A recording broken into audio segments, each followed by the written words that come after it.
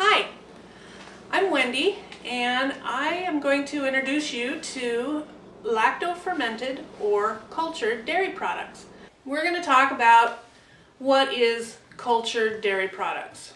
The word cultured simply means that it has the friendly bacteria in it that we need in our digestive system to help us digest our foods properly, to help us keep healthy and have an active running system.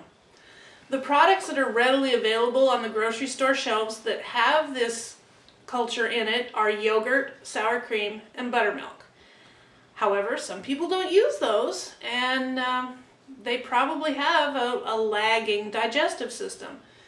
Just because you may not be able to get access to raw milk, which has plentiful amounts of enzymes and bacteria that are very good for your digestive system and your health, it doesn't mean that you can't have that. Through these processes that I'm going to show you, you can replenish some of the things that have been taken out of the milk during the pasteurization process. Now, why do we want to use cultured products? Well, I've said that it helps with the friendly bacteria, but there's a lot of people who truly have problems digesting pasteurized milk. It's because there's so much lactose in the pasteurized milk. Lactose is milk sugar, and our system doesn't digest it well. Raw milk actually has enzymes in it that digest that for you and helps your body put it to good use. But when the pasteurization process kills those enzymes, then what's left is just the lactose and no availability for you to digest it. Well, the bacteria that goes into it during the culturization process will digest 30 to 40% of that lactose. It breaks it down and makes it easier for you to digest. Raw milk actually naturally will start a souring process or a fermentation process in its natural state. It's normal, and that's how many native cultures would consume the milk. We're going to start by making yogurt. It's something that we're all used to and we all love it. I'm starting with a half gallon of raw Jersey milk, and I'm pouring it into my pan, my pot here.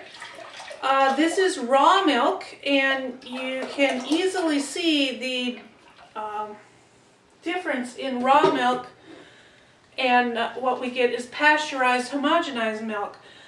Here we're going to start. We've got a half a gallon of milk in this pan here.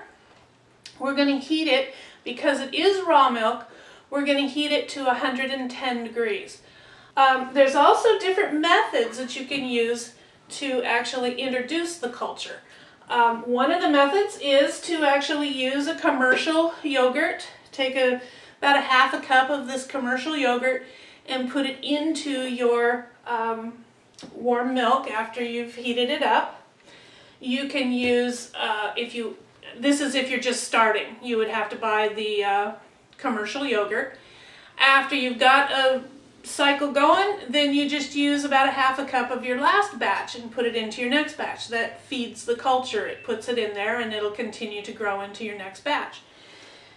I purchase actual culture. It's a powder. I get it from, it's called Dairy Connection Incorporated. So anyway, I'm going to continue to watch this milk until it gets up to 110 degrees. Okay, I've got 110 degrees, actually about 112 degrees here on my thermometer. So I'm going to now take it off the heat, stir it one last time, take it off the heat, and take it over to the sink where I have an ice bath prepared.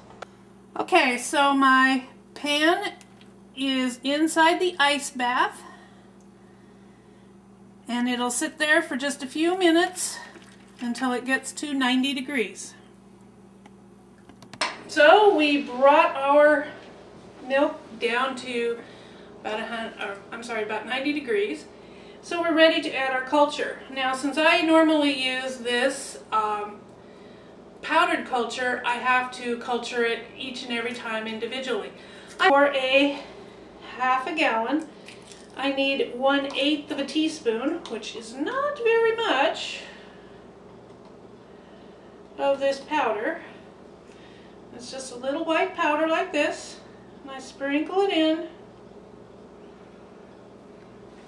and stir it around. Doesn't take much at all. I like to process my yogurt in canning jars, and I simply just pour it into 2 canning jars. Now, one of the very important parts of yogurt is the 24 hours or however long it takes you to reach the desired amount of tartness. So my next step is to pour the yogurt into the jars. So now we have our warm milk and the culture starter inside the canning jar. The lid is on very loosely. I'm not trying to prevent air from passing through it. Now we have to keep it at about 90 degrees for anywhere from 8 to 24, 25 hours, whatever your personal preference is.